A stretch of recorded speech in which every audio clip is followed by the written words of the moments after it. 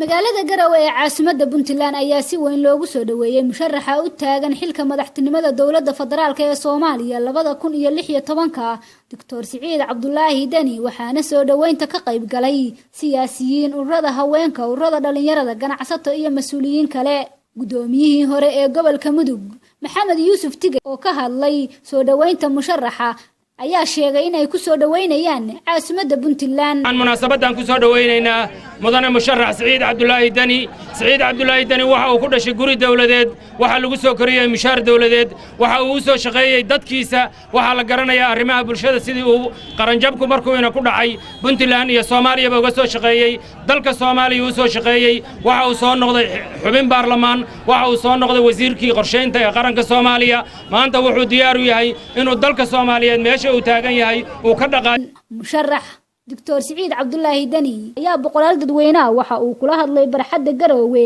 waxaana uu uga mahadceliyay sida ay ugu soo dhaweeyeen magaalada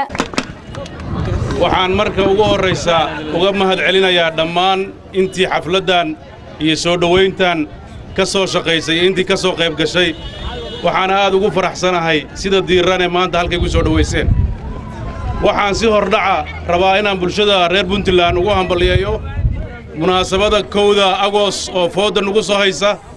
waxaan kaloo rabaa inaan markuu u horeyso ugu hambaliyeeyo mar labaad guushii ay ka gaareen cayaarihii dawlad goboleedyada ee maalin dhaweyd ka dhacay magaalada Muqdisho waxaan runtii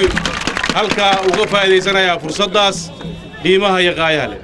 raxa ayaa muddooyinkii uu ku sugnaa deegaanada Puntland waxa uu safaro ku soo maray magaalooyinka Boosaaso Carmo Qardho waxaana la filayaa in uu ku sugnaado Garowe oo kulamo la yeelan doono qaybaha kala duwan ee ku nool caasimadda Puntland Hooda Maxamed Jaamac Somali News TV